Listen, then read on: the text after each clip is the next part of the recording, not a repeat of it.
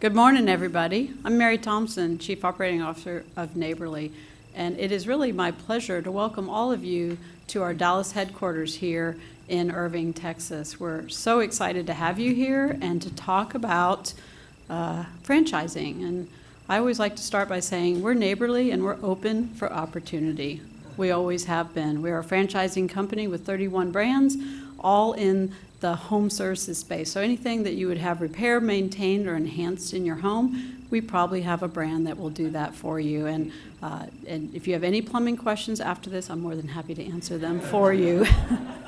So we're just so glad that you're here. And we have a very clear vision at Neighborly to be so remarkable, we become a beloved household name.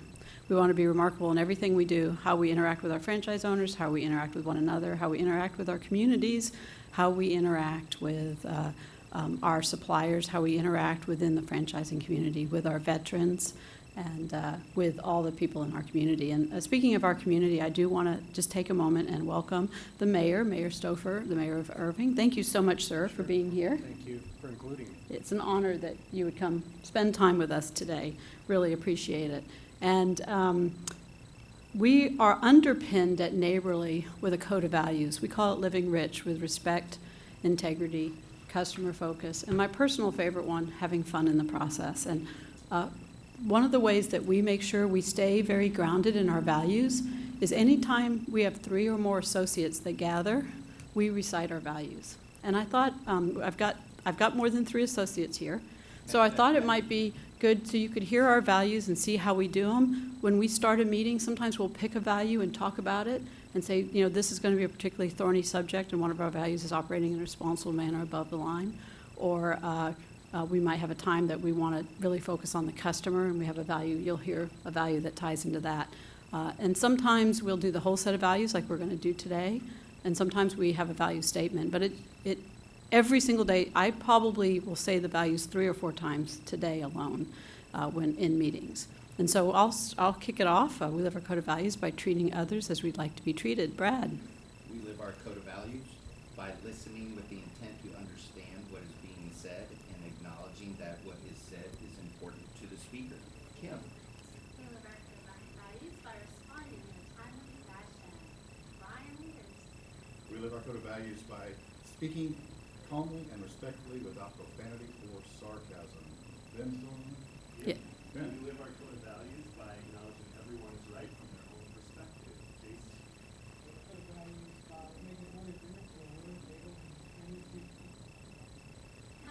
We live our code of values by communicating potentially broken agreements at the first appropriate opportunity to all parties concerned. I'll go back to Brad. We live our code of values by looking to the system for correction and proposing all possible solutions if something is not working. Brian. We live our code of values by operating in a responsible manner above the line. Mary. We live our code of values by communicating honestly and with purpose. Kim. We live our code of values by asking clarifying questions if you disagree or do not understand. Ben. We live our code of values by never saying anything or not say to him or her. Jason.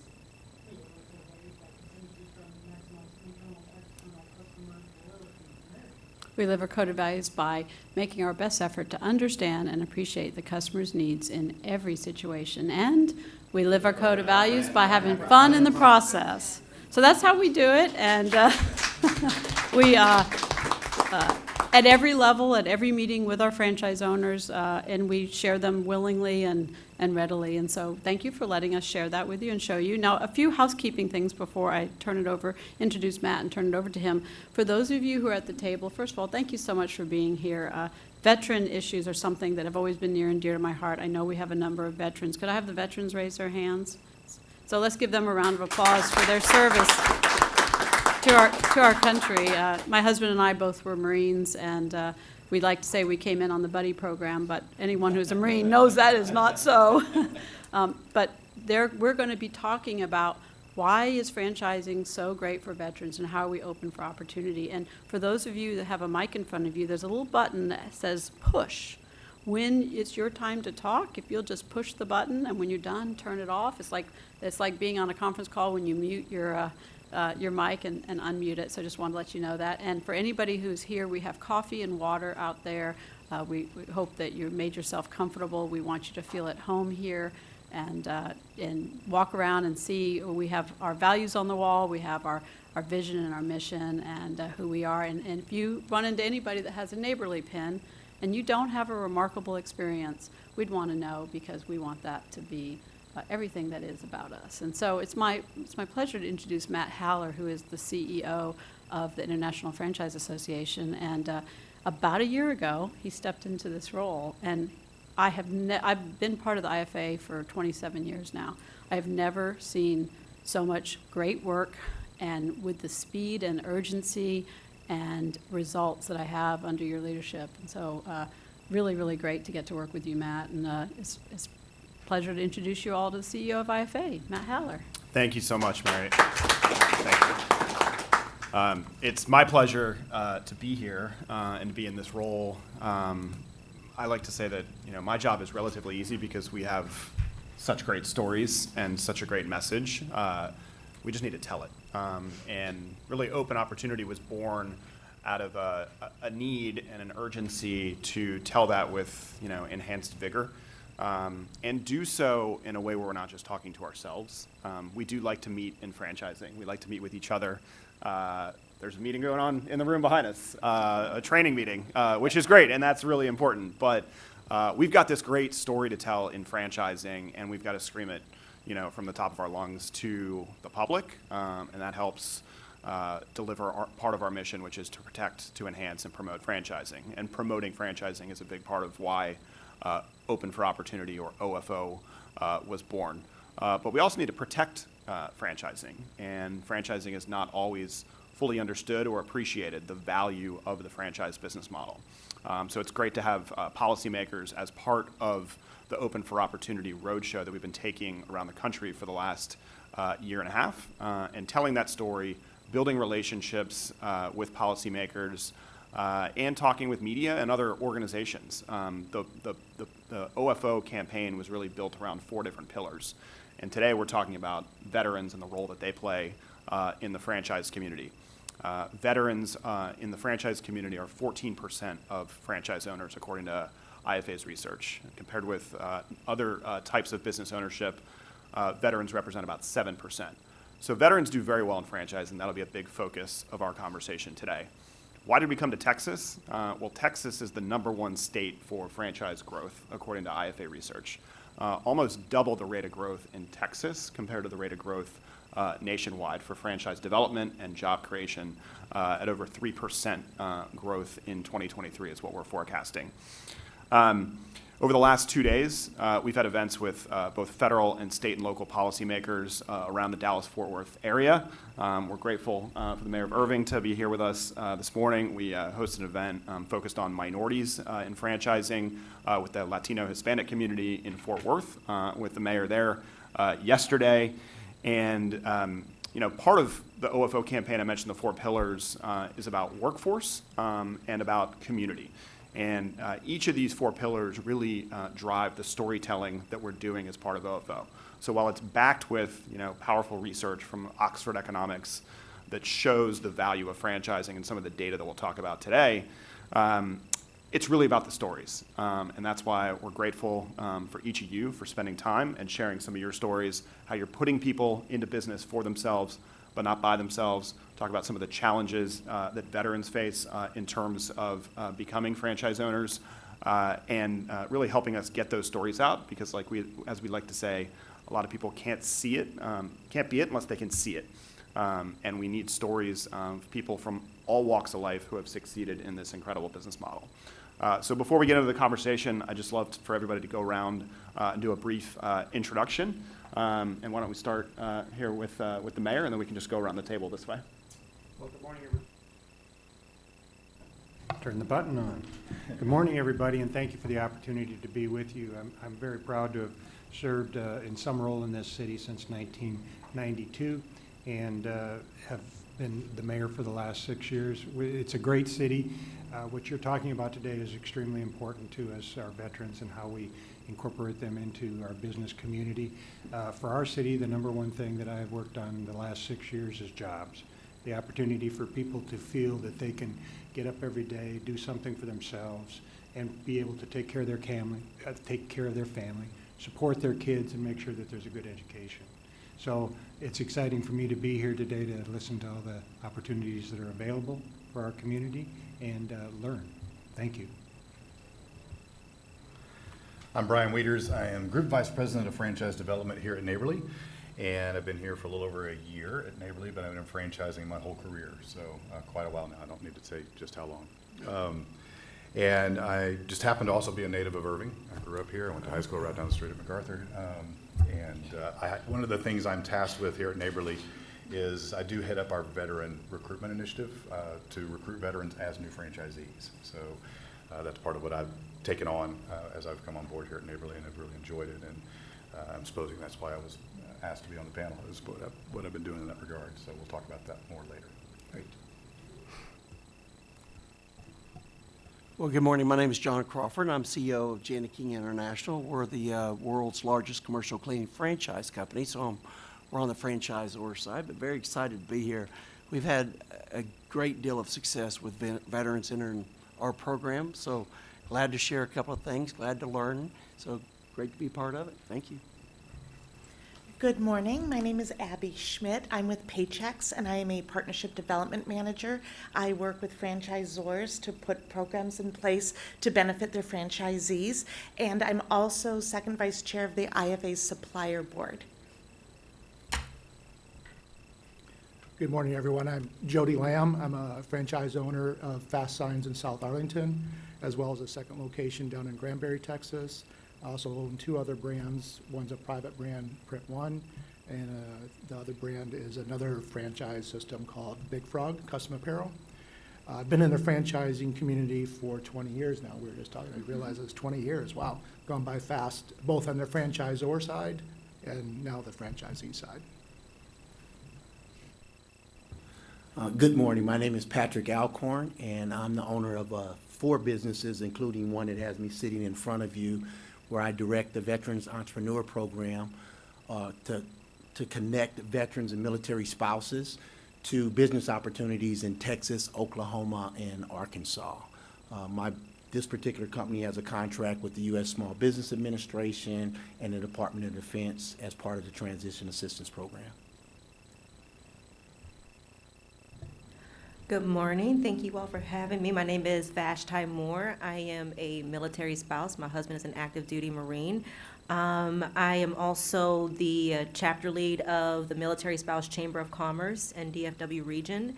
And I'm also the founder and editor-in-chief of my own magazine, Mil Spouse Cafe, which will be launching this summer. Good morning, everybody. My name is Christy Remmel. I am the president for the DFW Veterans Chamber of Commerce. I do own my own business. It is not a franchise, but thank you for having me here. Good morning. I'm Jeff Mulkey. I'm a Chick-fil-A franchisee. I've been in the Dallas area here for about 9 years in West Dallas area, and also a veteran, and special place in my heart for that. My son-in-law is a Marine currently serving at Camp Pendleton and is a Marine Intel officer, so my daughter and son live out that way. So still somewhat connected with the military community, but mostly selling chicken sandwiches. So. Good morning. My name is Darren Lawrence. I'm with Fast Signs of Richardson. I've been in business with them about 2.5 years. I was in the Army National Guard, and retired from the Army Reserves in 2009. Good morning. My name is Brad Stevenson. I'm the Chief Development Officer here at Neighborly. And for all those veterans in the room, I do want to just say thank you. As we get started, there were a lot of hands that went up, so thank you very much. And I'm really looking forward today to just learning more about how we can continue to impact the veterans community and how we can continue to accelerate that unbelievable growth that we've already talked about already. And because it's such a big piece of history with us here at Neighborly, partnering with veterans, and I look for us to continue to how we accelerate that going forward. So appreciate your time.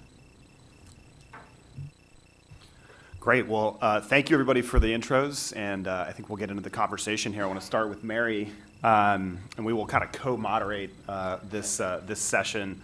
So I mentioned earlier that veterans account for a whopping 14% of franchise owners in America. There are over 800,000 franchise locations in America, so that's a very impressive number. Obviously, the Vet Fran program that IFA and the founder of the previous name of Neighborly, the Dwyer Group, helped create the Vet Fran program, Don Dwyer. What do you think it is about the franchise model, and as a veteran yourself, that draws veterans to franchising and makes it so successful? Well, Matt, one of the things you said is franchising is really about the stories. We're in a very, very, very human business. It's about changing people's lives and making a difference, and I'm the living proof of that. I also served in the Marine Corps, and my husband and I, when we got out, we were trying to figure out what we wanted to be as civilians. We'd drive around and see all the civilians' houses and go, what do you think they do? I don't know what they do. And to me, franchising is about controlling your own destiny. And I knew I wanted to control my own destiny, but I didn't know how. I had no one in my family who'd ever been an entrepreneur. I grew up in a military family. My husband did too. We just didn't know. And one day, I was a sales rep, and doing quite well, but I just felt this need to lead a team and control my own destiny. My husband came home with a brochure from a company called, back then, Cookie Bouquet, Cookies by Design. If you've ever had one of those, I know those cookies well.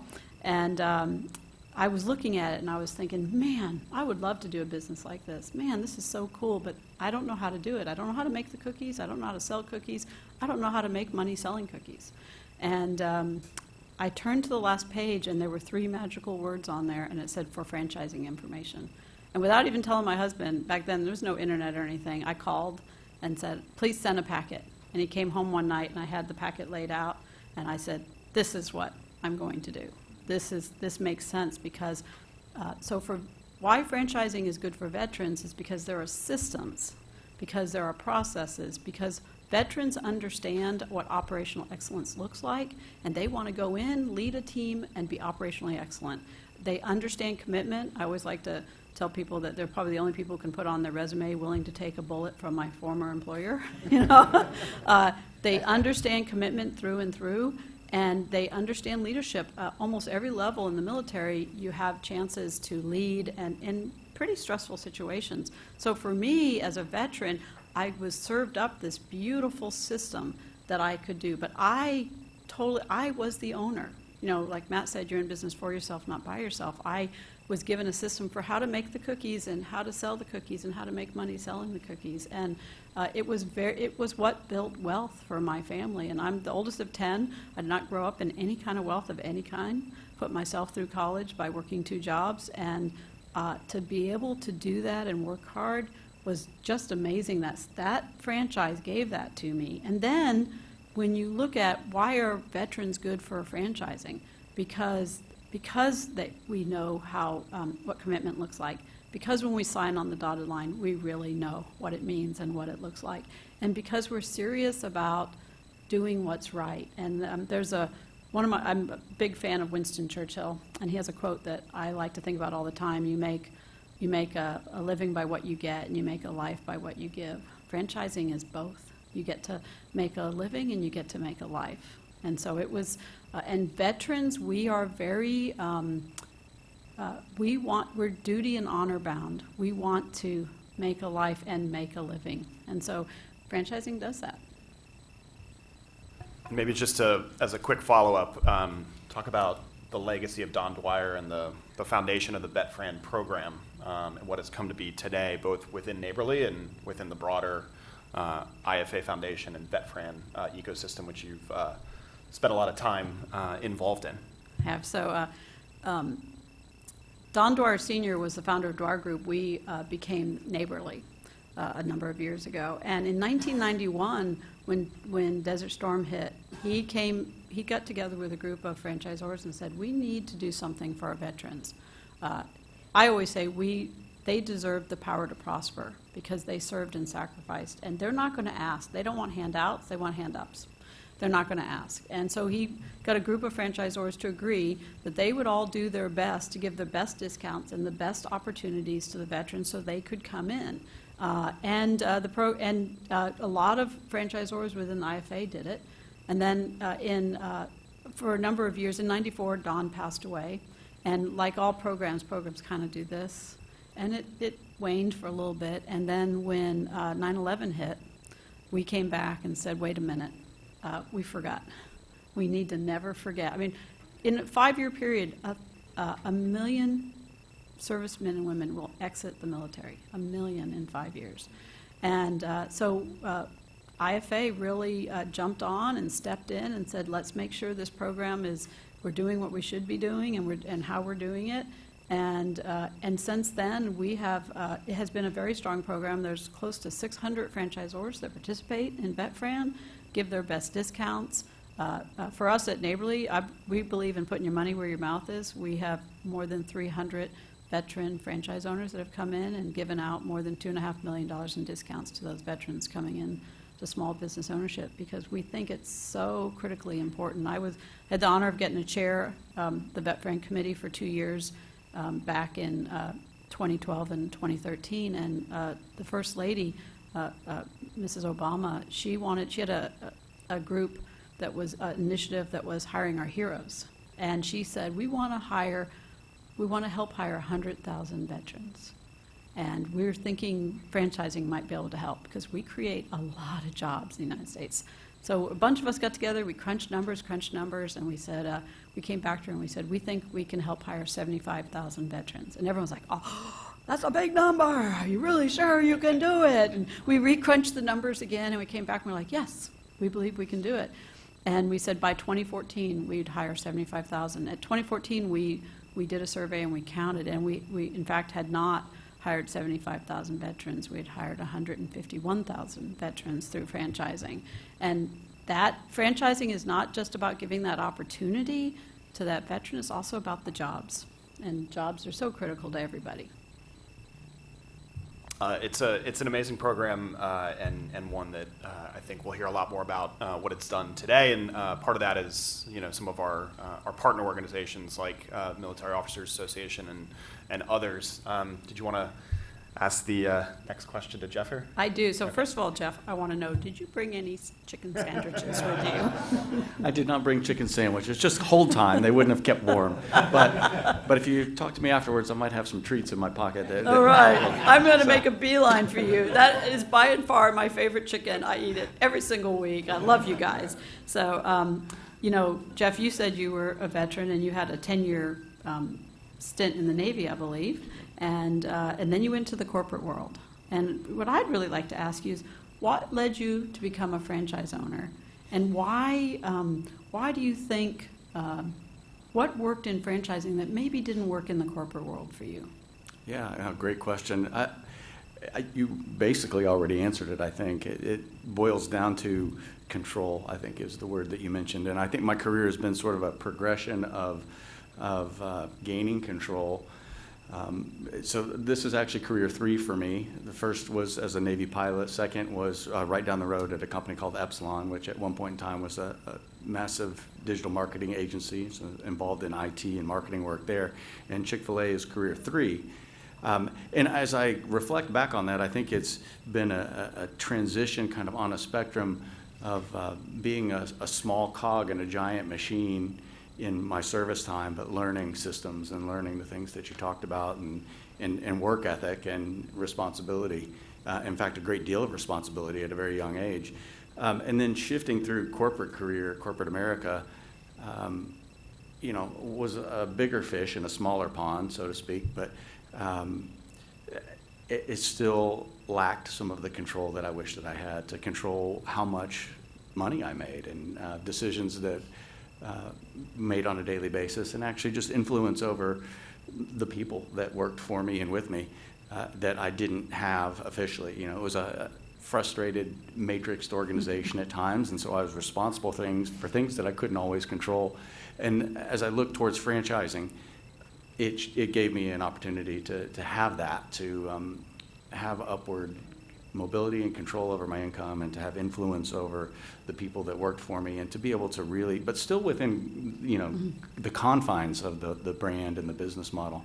So it was just a really excellent fit as I sort of continued to move through progression of career-wise towards obtaining more control over my own destiny, I think is the way that you put it. So it's been very satisfying to move that way and just, finding a brand that I love that can get those benefits from serving with.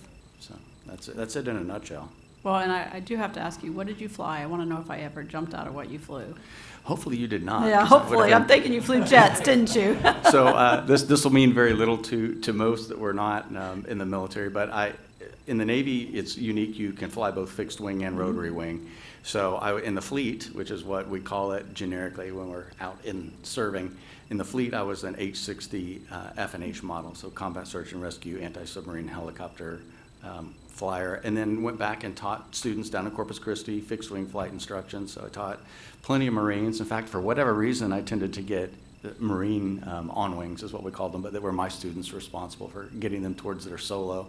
And really enjoy that, just instructing and prepared me well for later career. In fact, this particular career, as I have so many young men and women that I'm responsible for instructing and kind of getting going in the business, which is what primary flight training was about in terms of Navy flying.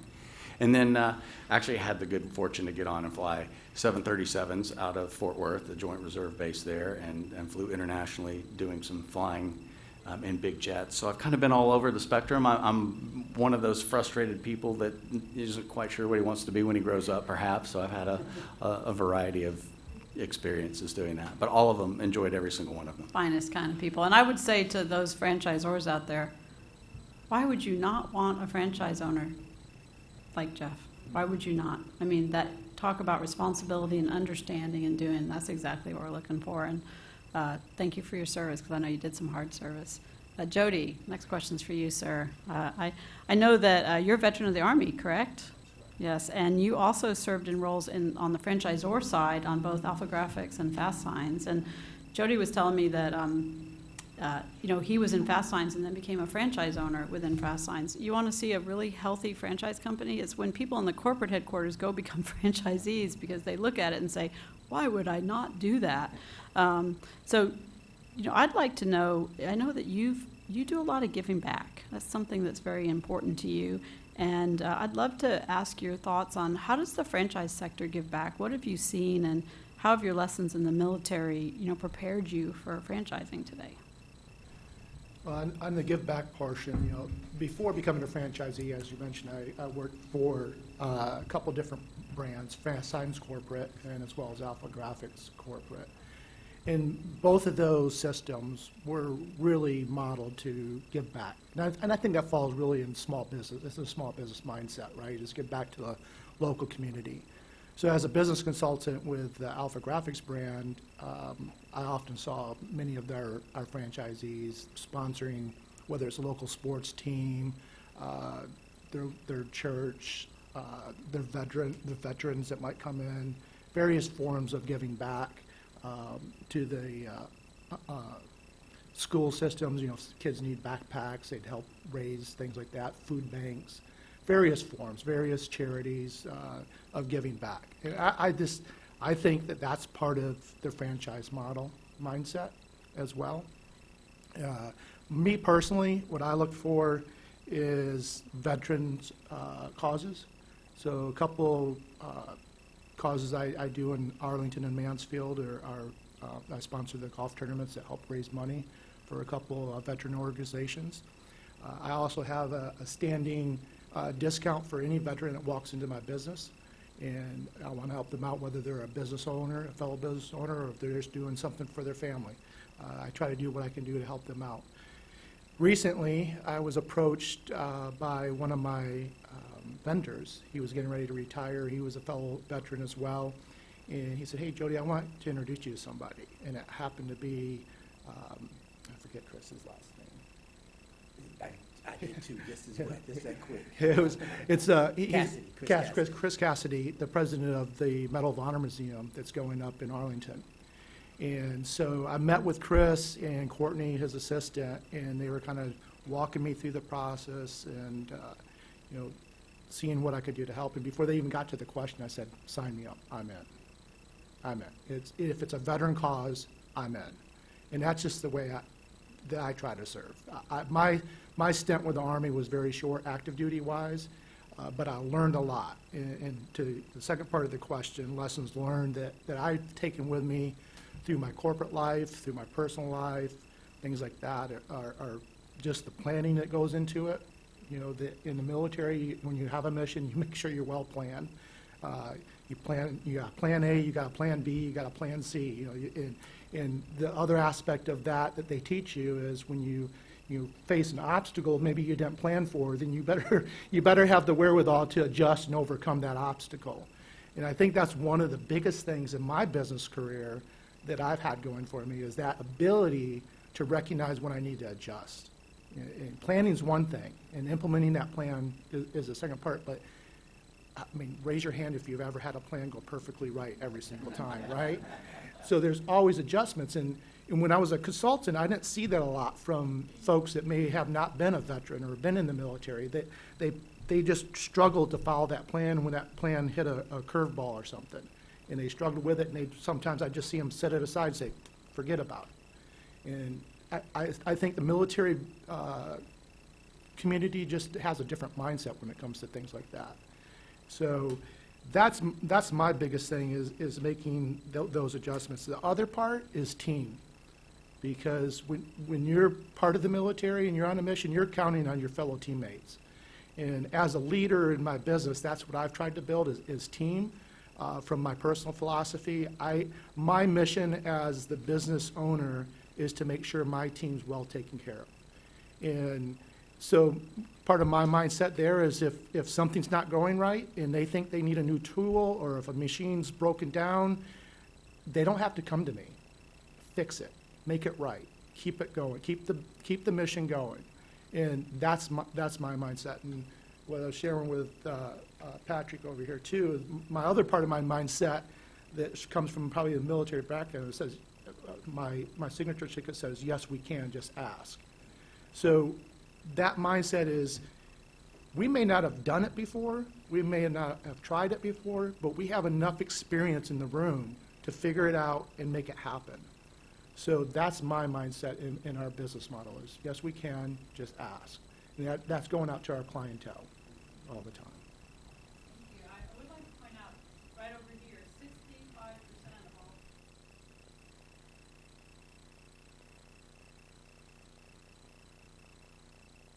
One of the pieces of data from the Oxford Economics report I mentioned earlier on giving back and that charitable work in communities.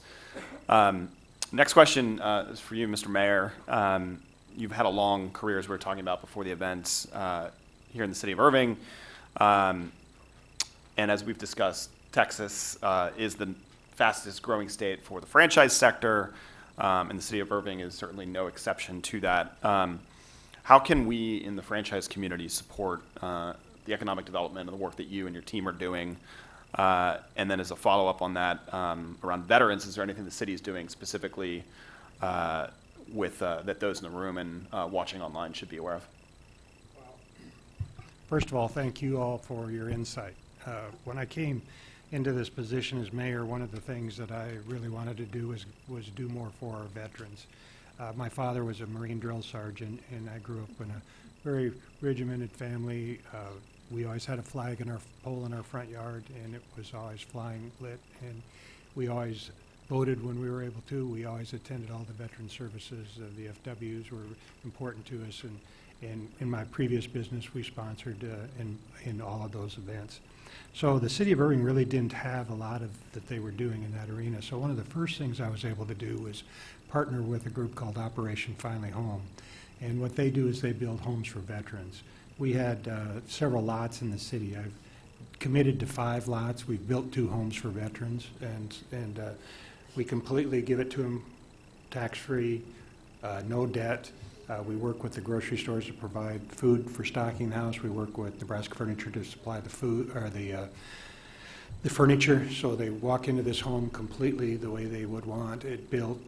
The rooms are built especially for those that have PTS and things of that nature, so they're able to do that. So we have built 2, we are going to build 3 more. And we work very closely with our businesses in the city to help offset those costs, as well as the Dallas Business Builders Association. The other thing and so that was one thing, how do we help these young people that have got challenges, family challenges and health challenges, so that they can be part of our community? The next thing that we talked about at great lengths is through our Chamber of Commerce, we have, amazing companies. And so I've worked with Boeing and Frito-Lay and some of the others to make sure that they understand the benefits of hiring a veteran and veteran contractors. A lot of the business world today hires contractors to do things within their main business as well, people for cleanup, people for electrical, people for plumbing, things of that nature that they don't normally have someone on staff to do. And so they, to look at our veteran franchises to see how we can continue to be involved with that. Also, citywide, one of the gentlemen that is on our board that has an Alpha Graphics here in the city gives back immensely to anything that we need for our veterans in that arena. The other thing that I looked at was how do we include them in our MWBE process. All of us have an MWBE process and we try to get a percentage, but the veterans weren't included in that as well. So I wanted to make sure that they also were included and that they realized that the opportunity was there for them to be a prime or to be a sub of a prime, and so many different things that we do within the city. So I encourage all of them to sign up with our procurement department so that they are on a list, that they know what we need as a city in the future and how can they participate in it, either as a prime or a sub. We have several of our businesses that serve as prime, and then they bring in the subcontractors, those that are trying to get started. I was sharing with some of you earlier that the city of Irving is kind of unique in that we have over 6,000 businesses that have less than 25 employees. So it's those small entrepreneur businesses, which are what you're starting here with your franchise, that grow within our city. They have the opportunity to rent a facility in the southern part of the sector. You may be able to rent 10,000 square feet for $15,000 to $2,000, where up in this part up here, you'd spend $15,000 to $20,000. So there's an opportunity for them to be within our communities, start their business, and have it grow. The other thing that, like I say, we really offer for our veterans that want to be part of our workforce.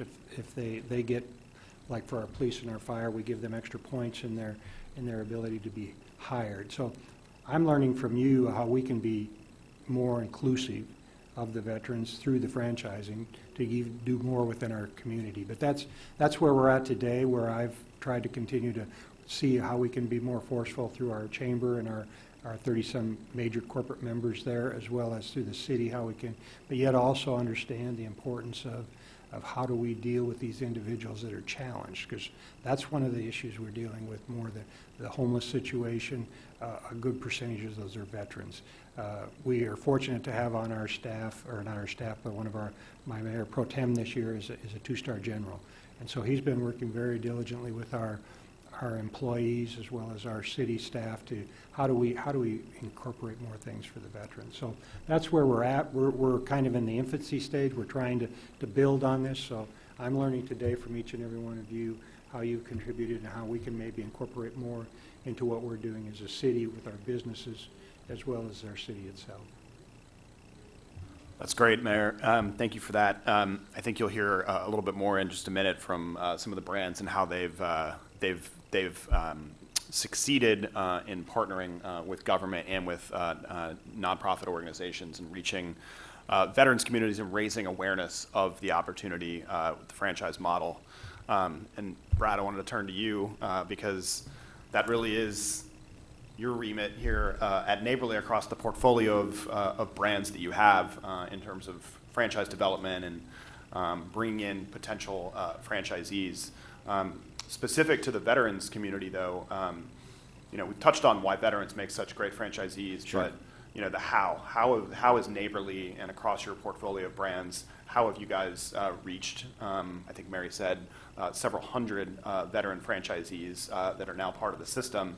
And as we were talking about earlier, growing under your leadership, the number of franchisees coming into the system. Yeah, thank you very much. So it is, for a strategic initiative, when you think about development is we're searching to find great new owners that can come in and become business owners within our neighborhood, within our community.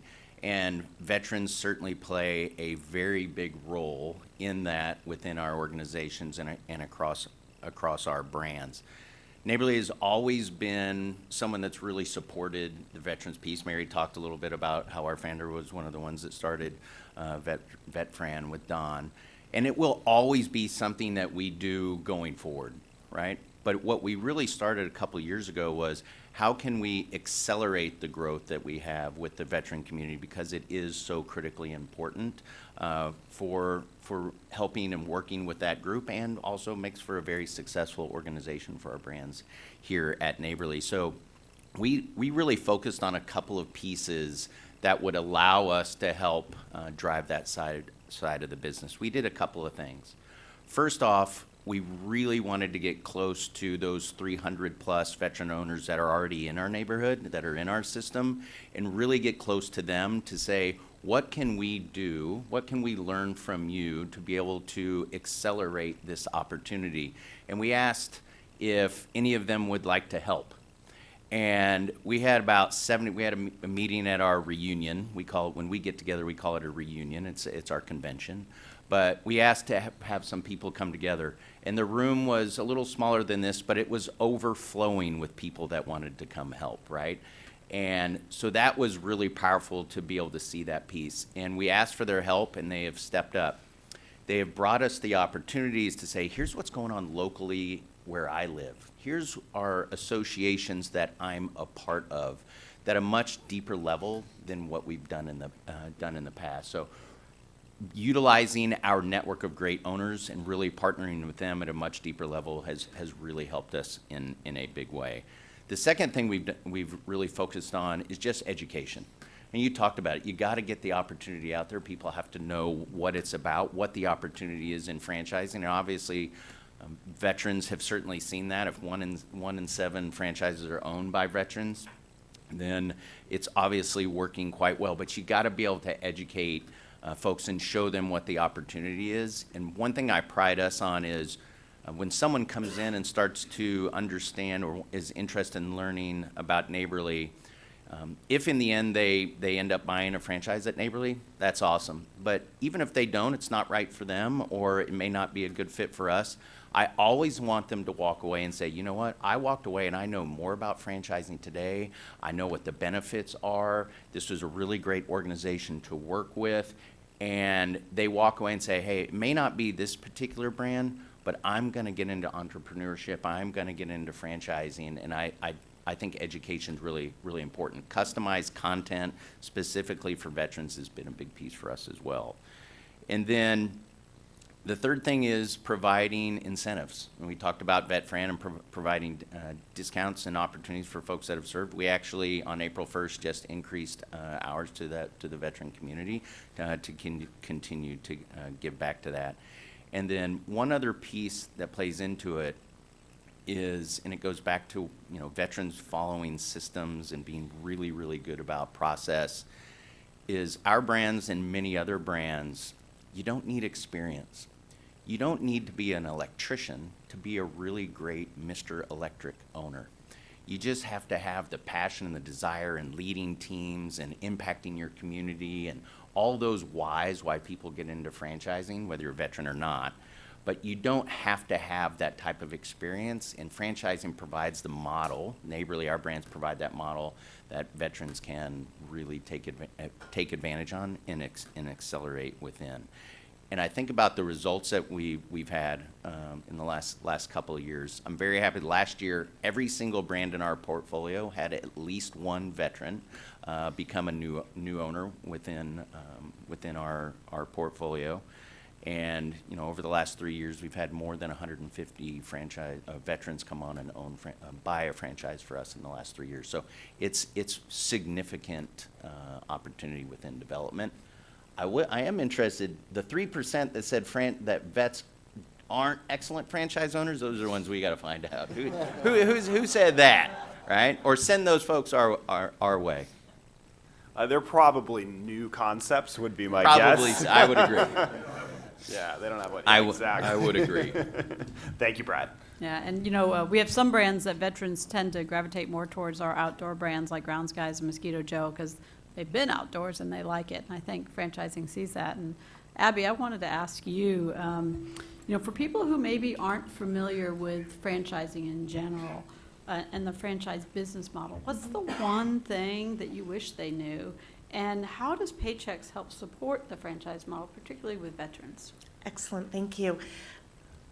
What I wish people knew is that when they're driving down the street and they see a logo on a restaurant or a building, they often think that's a corporately owned business, and it's not. It's a small business owned by somebody local in their community.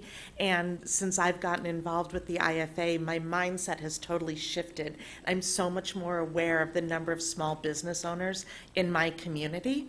I also think it's important for people to know that businesses who hire veterans may be eligible for federal and state tax credits, and Paychex helps our clients apply for those work opportunity tax credits. So we encourage people to hire veterans, not just be a veteran business owner, but recruit and hire veterans. And I'm really proud to share that last November, Paychex joined the Department of Defense's Military Spouse Employment Program as part of our commitment to recruit, hire, promote, and retain military spouses. So we are actively working to help people like you and your peers who may be relocating to a new community, and within Paychex they can transfer jobs based on the city that they're in. So we're really proud to be part of that. That's fantastic. And I have to tell y'all, Paychex is why this veteran didn't go to jail, because in 1994, when I was a brand new franchisee, I hired Paychex to do my payroll, and I didn't even know how to spell payroll. And they taught me, they made sure I paid my taxes on time, they explained it to me, and I tell everybody who'll ask, and I always said the best thing I did was make sure I had somebody who was going to show me, the expert, and show me how to do that. So thank you for that. You're welcome, and thank you for your partnership, Mary. Certainly. And you were talking about military spouses, and Vashti, I have both been a military member and a military spouse. And I'm here to tell you, so much harder being the military spouse. You have to stay home, you have to keep all the home fires going, you have to do everything that your spouse was doing, and when they come home, they're like, why are you doing it that way? So so it's so much harder, and I love what you're doing with, you are the Dallas-Fort Worth chapter lead for the Military Spouse Chamber of Commerce, which you shared earlier. What are some of the challenges that you hear from your members locally in the Dallas, Irving area, and how can we in the franchise industry help support military spouses in business ownership? Yeah, so first things first, I really just want to say thank you to all the veterans here in your service. Really appreciate that. Both of my grandparents were veterans, my grandfather, my mom's side, and my dad's side. So I have a very close place in my heart for veterans, so thank you for your service. Also, thank you for your insight on franchising. I'm going to be honest, I didn't even know anything about franchising until I came here this morning, until I was discussing it with Jamie. And I'm going to be honest, I think when I go home, it's probably going to be a thought of in my husband's head, hey, you think we should try and get into that? Like, I just know him, I already know how his brain works, and I know he's taking all of this information in. So I'm very happy to be here to learn more about it. But to answer your question, Mary, it's interesting. We actually just had our first social hour yesterday with a few of our members, and this topic kind of came up. I asked them, what are some of the normal daily challenges that they face being small business owners and contractors and working for themselves. And there were two things that really stood out to me that they mentioned. One is networking. They have a very hard time, getting out there and having that visibility and building that network of mentorship as well as clientele. And then another one they mentioned was definitely having the resources to sustain themselves, whether that is funding their business, whether that is learning about marketing, business management, just in general, how to run a business. I'm going to be honest, with me being an entrepreneur and being new to having my own business, it is very difficult. It's very hard. I didn't know anything about starting a business. I just knew I wanted to really work for myself. But at the same time, I wanted to work for a community that I'm very passionate about, which is the military and mil-spouse community. But I would say how the franchising industry can help with that is, you know, franchising is one of the many pathways to entrepreneurship. And I'll use one of our board members of the National Chamber as an example, Rena Bhatia. She founded Proposal Helper as a way to help people who are working in the federal government industry really learn how to navigate their career in there and with the contracting bidding process. So from there, she now branched out to create something called Bid Execs, which is a remote franchising opportunity that she uses to educate and help military spouses with technical training, business development, and so much more, proposal management solutions. So I would definitely say that those are the top two issues that my members spoke about. And then also franchising, from what I'm learning already, is just so many pathways to entrepreneurship and working for yourself. Well, when you were talking about marketing, I didn't know what marketing was. My franchisor taught me everything there was, and I think for those military spouses that want to come into a system and learn, they can learn very quickly. It's a very quick uptake. Yeah. Well, and just to piggyback on that, before I pivot over to Brian with the next question, I mean, franchising, very few people, if any, really set out in high school or college to become, set out on careers to become, franchisors or suppliers or franchisees. I mean, anybody in this room, in their teens or 20s, think about, I'm going to be a franchisee. So that's really why the marketing of the business model, the promotion of the business model, sort of broadly, and then within these different, we call them affinity groups, in the veterans community and the mil-spouse community is one of those. That's really what these programs and Open for Opportunity are trying to do is reach down into them and find partners that can help us, reach down into those communities with some intentionality. So we can find people where they are in their careers, and they have that aha moment like your husband's going to have when you come home tonight, and you guys are sitting outside and thinking about, wow, there's 1,300 IFA member brands, and 600 of them offer discounts to prospective franchisees for veterans. Brian, I wanted to turn to you. You've been in franchising, as you said earlier, for most of your career, and now in the service world, but previously in the restaurant industry. What's your experience been working with veterans interested in a career in franchising? What are their unique needs? And how, maybe specifically, have you helped counsel them through that process to help them become franchisees? Yeah, Matt, it's interesting. As you were talking about ownership and franchising and the fact you don't wake up one day and say, I want to be a franchisee or that kind of thing, I think back to, I worked at the Whataburger at Rochelle and Beltline here in Irving all through high school, and the owner, the franchisee, was a retired Marine. So early on, I was involved in that whole process, even though it was nothing I was dreaming of doing. But here I am today. But and I still eat Whataburger on a weekly basis. But what I see in veteran owners is a couple things, and it's all come up here. I mean, Jeff said something about it, so did Jody, and even Vashti and some of the stuff she was talking about. But there's a couple things, and I've learned this from getting to know our veteran owners here at Neighborly as I've taken on this initiative of recruiting more veterans and spending time with them, because I didn't serve in the military myself. My father-in-law is a retired Army captain. And he always jokes that he was the most feared man in the military for 2 years because he was the dentist at West Point. So, I've been around him, but what I'm learning from him is that the veterans have a very unique, it is the adapt and overcome that Jody talked about, the fact that they've got that ingrained in them, regardless of what level you were, what rank you were, you have this, if I run into something, I'll figure it out. Right, and the other thing that they have is that failure is not an option. There is no option to fail. right? They are going to do whatever it takes to be successful. And for what we need to provide as a franchisor is, one, have a very buttoned-up process, because that's what they're used to having, right? They know how to follow a process. Right? You give them one that works, and they'll use it. And so if you don't have one, they'll get really frustrated very quickly. Jeff, you mentioned your frustration at Epsilon and just working in that kind of that matrix structure. We've got a franchisee, Scott DeThomas, who owns a Mr. Electric and a Mr. Handyman in Colorado Springs. He's retired. He is a retired colonel, Air Force colonel. And same thing, he went into the credit union world out of when he retired, and very frustrated.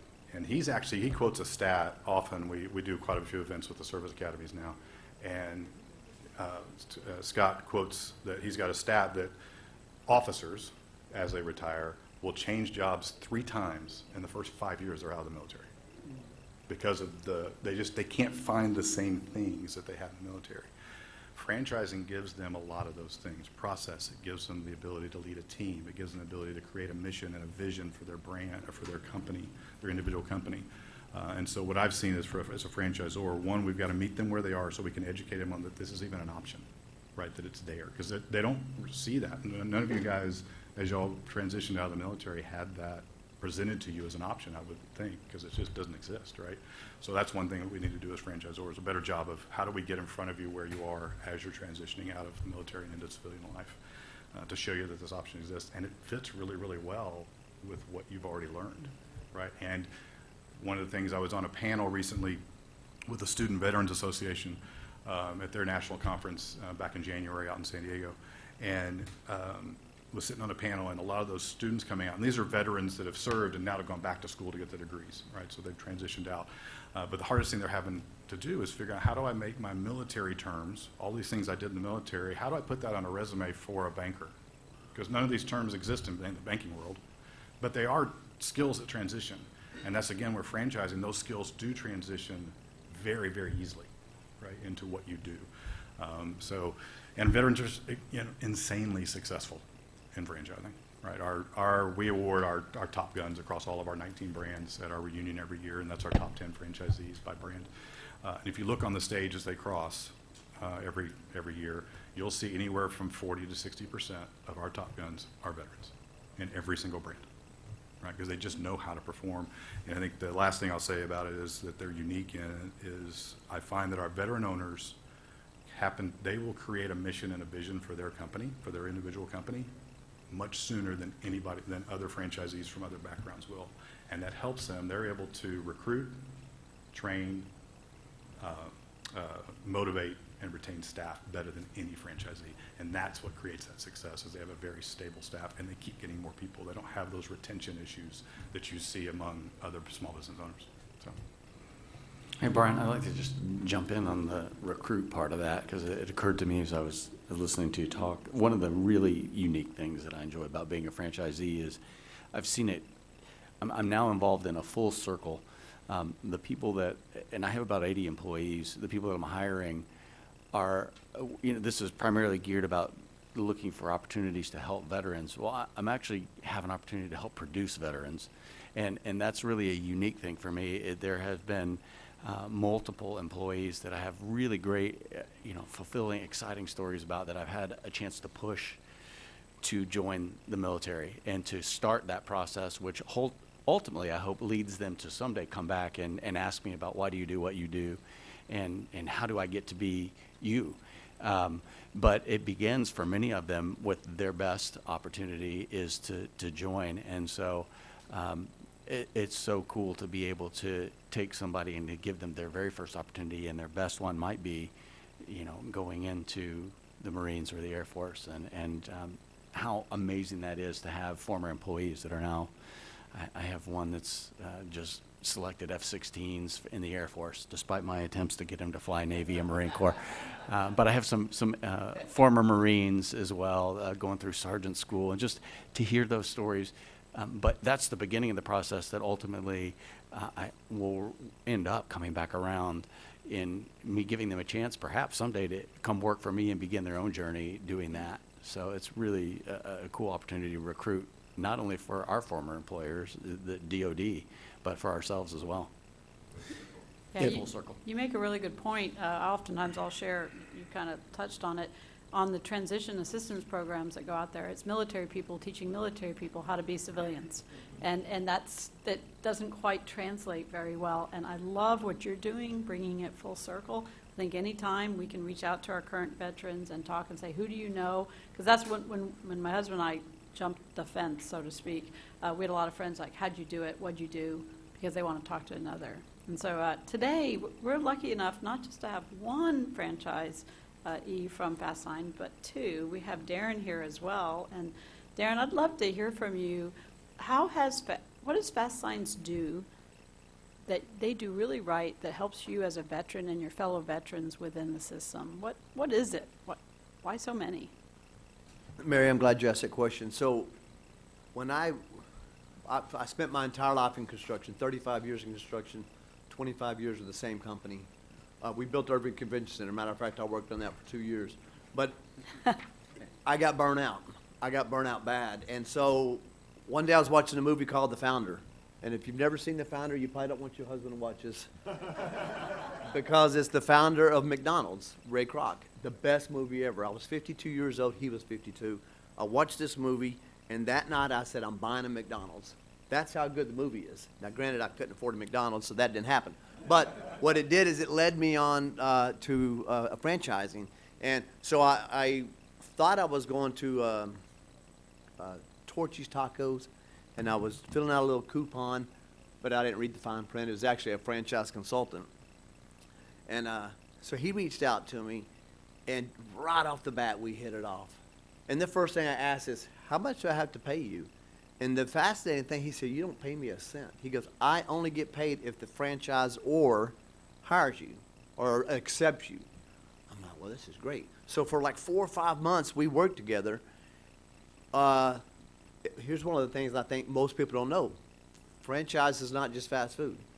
In my head, I thought it was fast food. So we're working, all we did was fast food stuff, because I'm thinking that's franchise.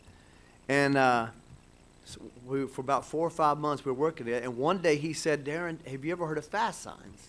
And I'm like, yeah, because I was in construction. I bought signs. He said, there's a Fast Signs territory just opened in Richardson. And so I'm like, I'm on my computer and I look at it. The very first thing I see is, for veterans, Fast Signs offers a 50% discount on franchise fee. That's about $24,000. I'm like, wow, this is incredible. And then the second thing, I start reading through it, they're very veteran friendly. And also they said you only open 8 hours a day, which you're only open 8 hours a day. But so I'm coming from construction, burnout on overtime, wanting to go into fast food, who works even more overtime. And as soon as I read that, I'm like, what on earth are you thinking? So I called my franchise consultant. I said, no more fast food. Let's contact Fast Signs. He does that. We set up a meeting with them. I go meet with them at corporate office. The very first picture I saw when I walked in the corporate office was our CEO, Catherine Monson. She's got a picture of her in Washington, D.C., accepting an award from a general. And I'm like, bam, this is it. This is what I'm talking about. And so I can't remember the gentleman I met with. He showed me around, and it was like that was the moment I knew Fast Signs was for me. And so, but I didn't know if Fast Signs is going to accept me, because I heard there was two investment groups looking at that territory. I'm like, man, I can't compete with them. But they don't. Franchisors don't want investment companies. They want individuals who are going to run the company.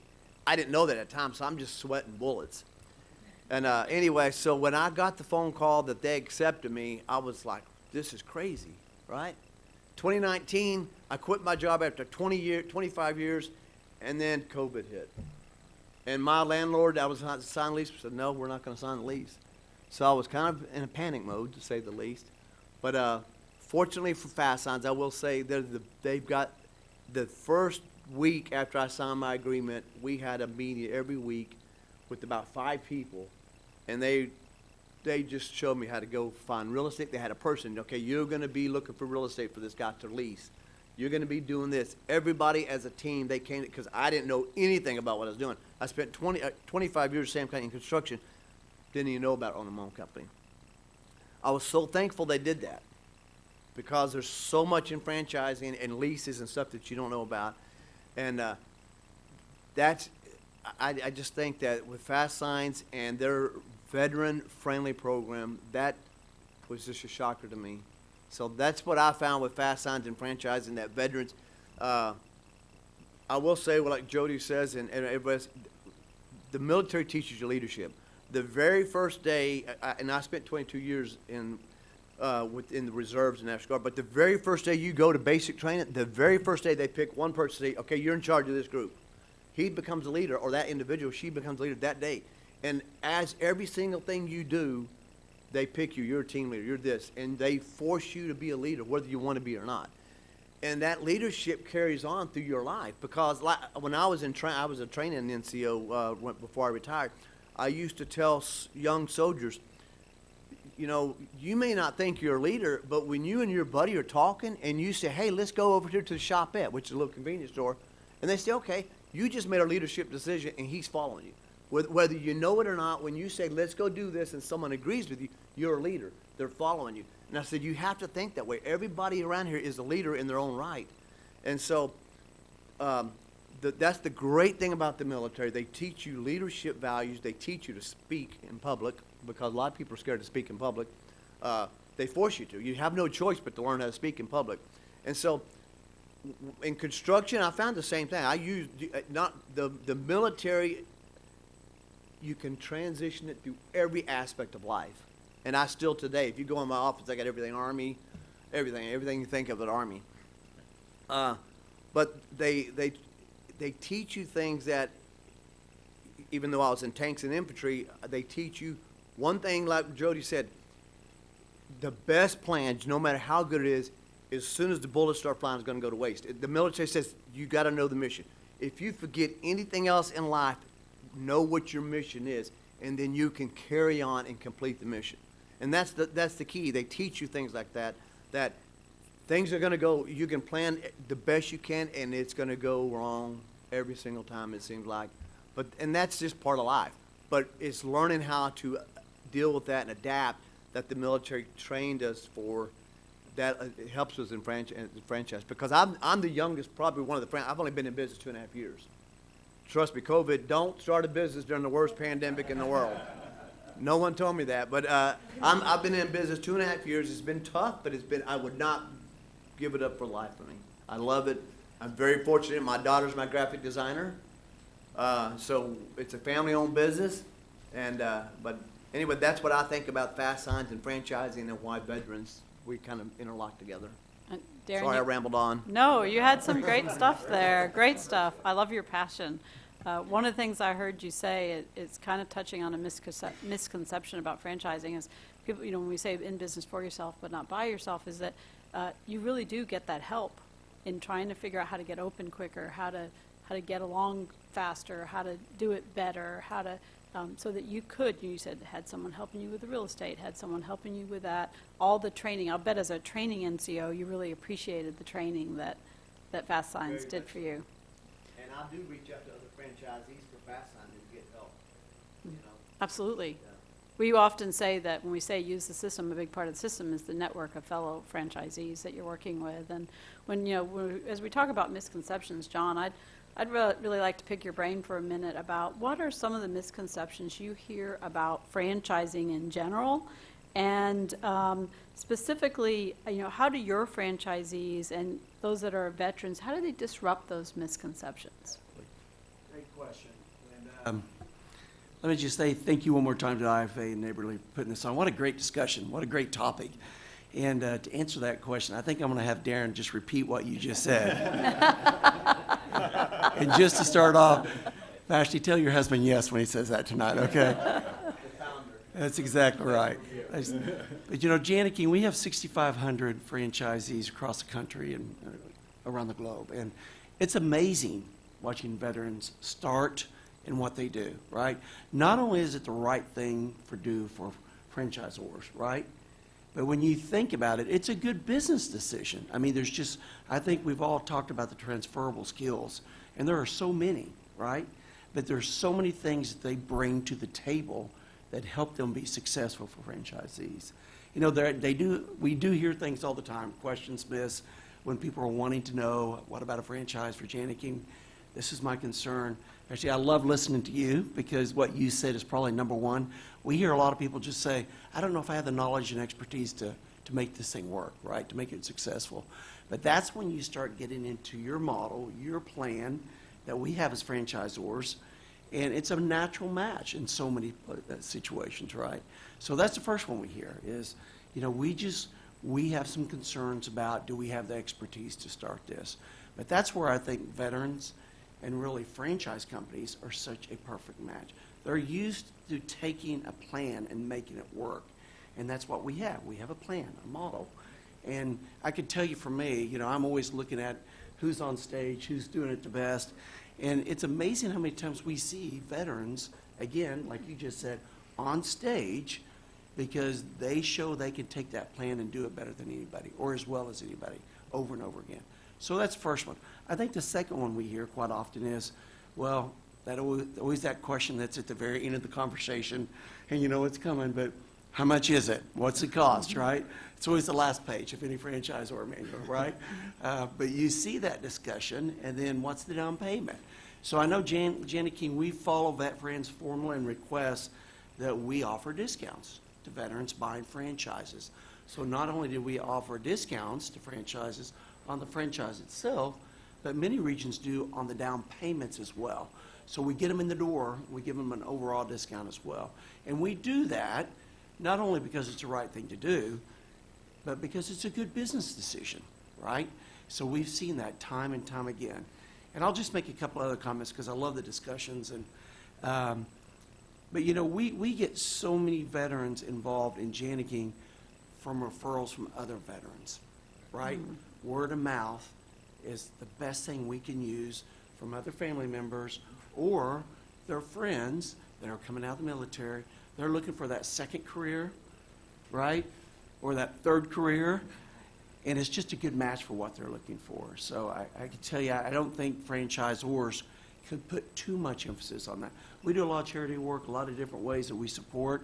But again, it's good for two reasons. It's the right thing to do, but it's just a great business decision. Thanks, John. I appreciate that. Christy, I want to pivot over to you for a little bit. As a veteran, and thank you for your service. I really appreciate it.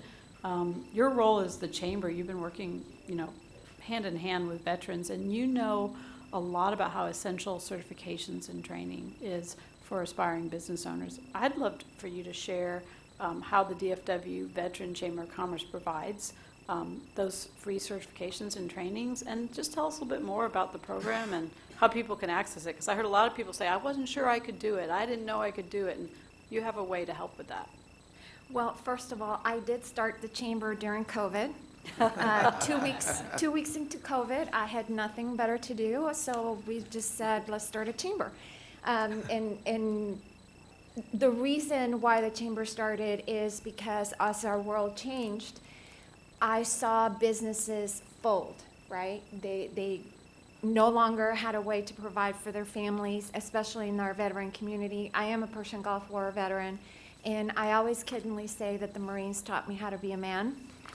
Because I was so young when I enlisted in the Navy, and then as a corpsman, I transferred to the Marines, and then I spent the rest of my time with the Marines. So I really had to learn, and it was all with the guys. So I really had to learn how to stand on my own and how to be one of the guys, right? So the chamber is dedicated to help our veteran business owners and our Patriot supporters stay in business. And one of the reasons you mentioned that 3% of officers change careers 3 times. Well, our enlisted military transitions, and they go through 7 jobs before they find the one that they're going to stay. And this happened to me as well. So after the 7th job, a lot of them say, I'm just going to start my own business. And then they jump into business with 0 knowledge, with no backup support, no marketing strategies, no know-how of anything. And out of those business owners, they will more than likely fail within the first 3 years. They don't even make it to 5 years, right? So they fail within the first 3 years. And not because they don't have the skills or qualifications, but because they don't have the support or the knowledge to make adjustments to how they're managing their business, right? The other reason why they fail is because as the sole supporters of the family, they don't have the money to reinvest back into the business, right? So they're taking money to make a living, and then they're trying to keep their business viable. So my business is website design, graphic design, social media marketing, and so I decided to use my skills to help our veteran community stay in business. So therefore, the chamber. And one of the things that we provide for our business owners is those certifications. We work with 2 organizations. They are very low cost. And in the beginning, I was looking for people that could provide the services. And I quickly realized that at $3,000 or $5,000, our veteran business owners were just not going to be able to afford to pay for those certifications. So we are now partnered with 2 organizations that do it at a very low cost. I think it's $500 and the other one is $350. And we kind of walk them through the process for those veteran certifications, just because it opens up more doors for them, right? And then the other thing that we provide is the knowledge. So we want to be associated and affiliated and partnered with the organizations that would have this knowledge, right? So we're looking for mentors, number 1. And then number 2 is for the paperwork, right?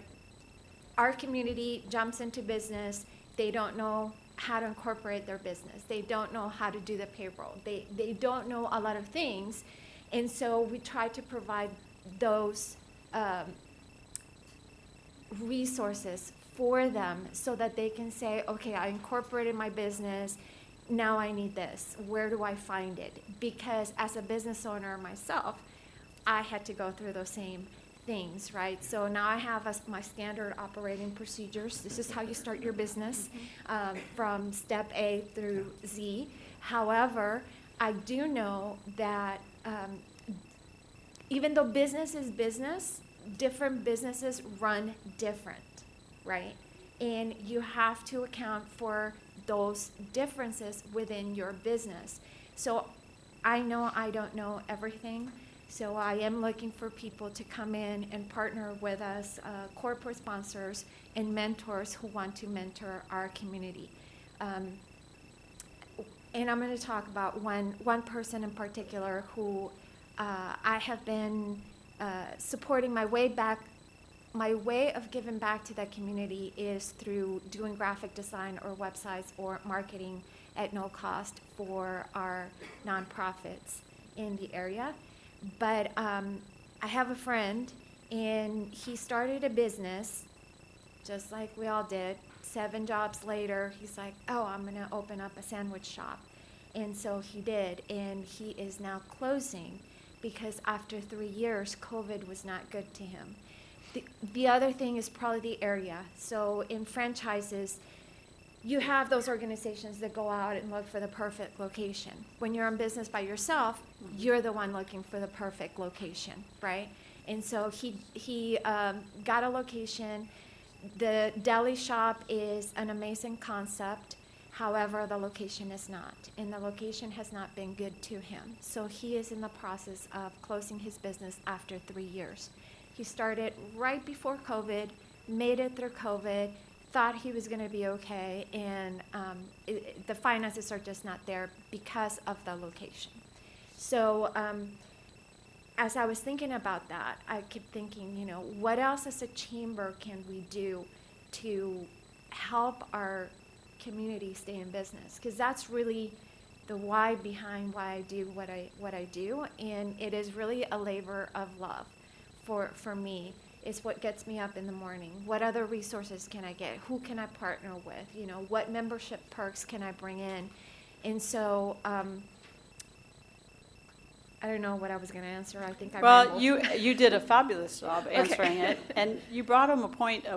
Brad and I were just talking yesterday about that. What franchising does is it connects people to knowledge and to one another, and that's what was missing for your guy, was the knowledge and having others, that network of people because you, again, in business for yourself, but not by yourself. And, Yes. and the way you worded that and talked about it, that's the story. That explains what that is. And when you're asking about how can I get more resources, that kind of leads me, we saved the absolute best for last.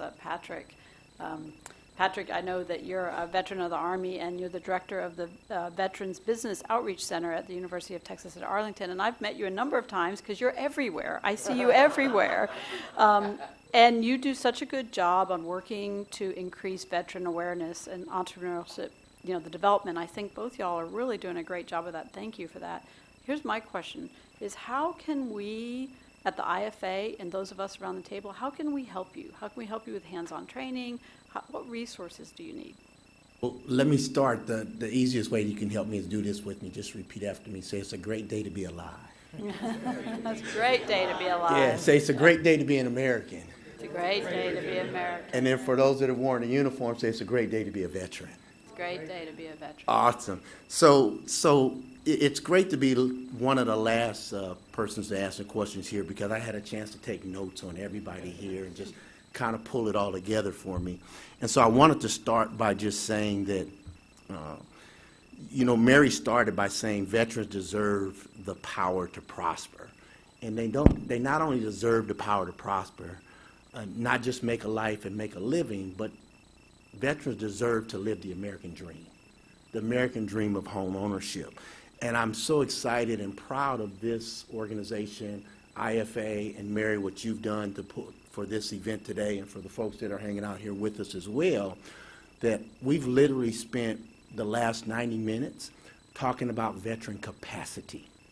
And I'll tell you what I mean by that.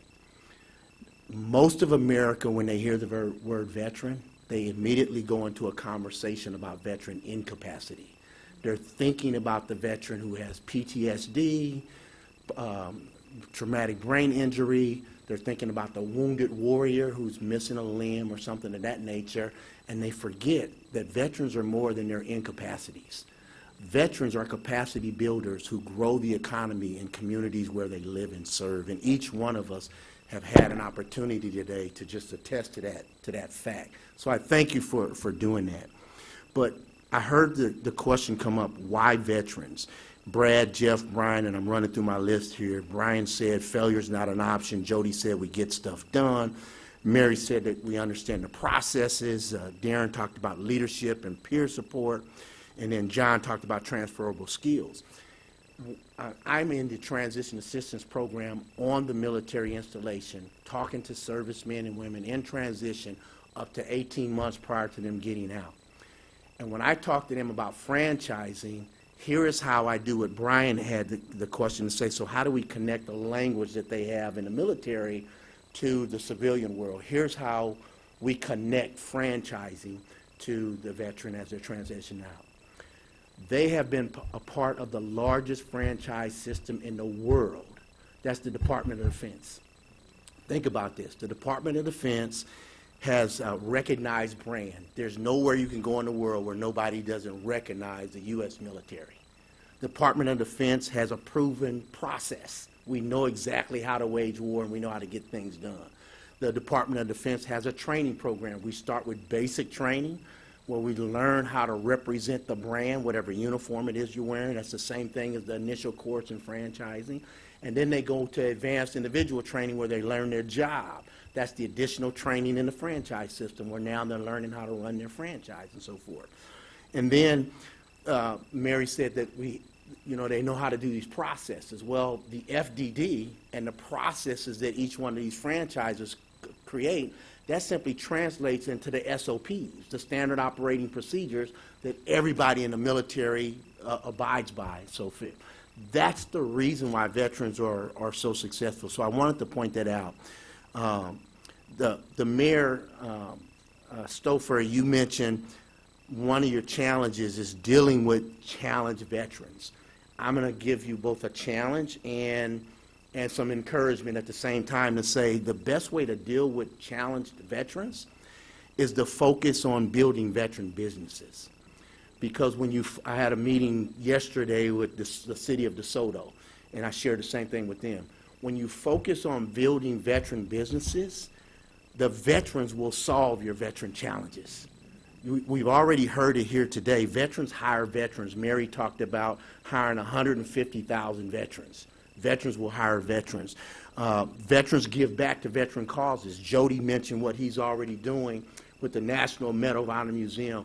My classmates, I'm West Point class of '86, they started the Johnny Mack Fund.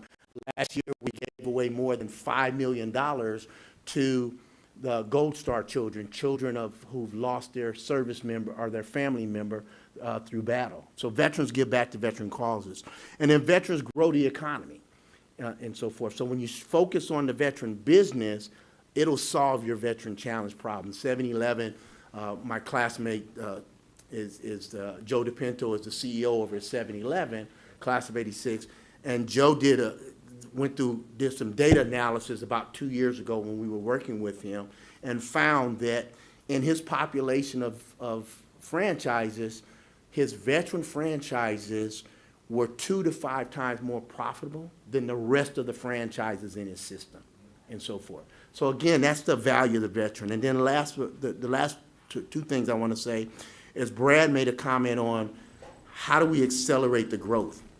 Accelerate the growth by exposing your franchise opportunities in veteran entrepreneur spaces and veteran entrepreneurs. So connecting with Christy and speaking through her platform at the veterans, I'm sorry, DFW Christy, Veterans the DFW Veterans Chamber of Commerce. There are national veteran chambers of commerce all across the nation, and connecting with those chambers and connecting with those conferences like Mary just did with Veteran Edge from IBMF. I have a conference every October, Business Beyond the Battlefield conference right here in the Metroplex. By exposing your brand through those organizations, you have an opportunity to make sure that the transitioning servicemen and women and the veteran entrepreneur community recognizes the power of the franchise opportunity. And then Vashti mentioned, I got 2 left right here. Vashti mentioned one of the challenges that the military spouses were facing was they just had their first social hour. They're looking for mentoring, networking, resources, clients, best practice. I'm sharing with you the same thing that I shared with Brad, and I talked with Jamie about this as well, who's over your national organization. Again, it's just being in the place where veteran entrepreneurs are. And then the last thing that I'll say, this is an encouragement and a challenge to each and every one of you, and it's a little assistance for you as well, and that is, it may be helpful to do a little paradigm shift in the term that we use, as opposed to saying veterans, because your resources are not just for veterans. Let's call them military-connected entrepreneurs, and here's the reason why we do that. Because when you say veterans, oftentimes the military spouses feel left out because they don't consider themselves veterans. But when we say military-connected entrepreneurs, we have military-connected entrepreneurs that are still on active duty that own businesses. We have veterans. We have folks that are still in the Guard and Reserve that own businesses. Military spouses own businesses. So we've couched that term, military-connected entrepreneurs, instead of saying veterans, so that we can encompass that entire community and not allow anyone to feel like the conversation's not for them. Does that make sense?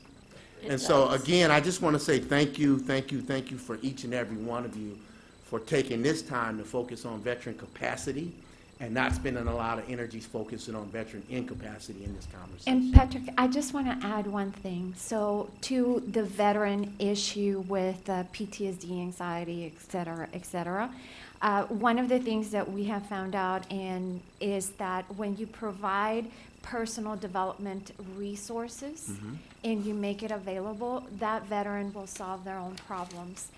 So I highly, highly recommend personal development resources. There are plenty of organizations in our Dallas-Fort Worth area that provide that for free to all of our veterans, transition military. And if any of you want some of those resources, I will be happy to give you those resources. When a veteran spends time developing themselves personally, they excel. They truly do excel. Yeah. They stop having that victim mentality, because then they overcome. It's just dysfunction of our brain when you've been exposed traumatically to a war for 6 months or a year or 20 deployments or whatever, right? Our brain becomes a little bit dysfunctional. Any brain, not necessarily military, any brain becomes a little bit dysfunctional. Personal development resolves that. Thank you, and I guess you guys can see why we saved Patrick for last. We like to call him the closer. You did a great job recapping that, Patrick. Thank you so much. And I love when you talk about the capacity. There are so many capable, strong, smart veterans who want to give back and serve. And I do want to thank Mayor Stouffer for being here. It shows us how much it matters to you. It really means a lot to us to have you here, and as for Neighborly, I think we love Irving. We love this building. We stay about 500 nights a month in hotels within Irving. We eat in restaurants. I eat in restaurants all the time in Irving. We live in Irving. We just love it. Thank you for making it such a wonderful place to live and work in. We really appreciate you for that. And I'm going to turn it over to Matt so that he can close us out, and really thank all of you. It was such a great conversation. I was writing down notes I'm going to have to take with me to use for the future. Thank you, Mary, and thank you to you and Brad and Brian and the whole Neighborly team for making us feel so welcome here, for all you do for the franchising community, for the veterans community. Just as a closing note, as I said earlier, this really is just the beginning of these relationships and conversations and telling these stories. Brings a little focus to it for this morning, but the campaign and the effort, lives on. IFA has been around for 65 years, and we've got a lot of opportunity ahead of us as an organization, and obviously there's a lot of opportunity with connecting military-connected families and entrepreneurs with franchising opportunities. Just last year, we connected over 60,000 veterans and military families with franchising opportunities, and just in the Neighborly system, I learned this morning with the over 300 franchise owners who are veterans, that's a savings of over $2 million that your companies have helped veterans save to become business owners, and we extrapolate that across the entire franchising and veterans community. There's a really powerful number to be had there, and so we've got some work to do to make sure we continue to promote that data point with the success stories of each of you as franchisees and the brands that are helping you be successful. And a lot of that will happen through partnerships with national and local groups. So thank you guys for all being here today, and appreciate the time. Thank you. Thank you.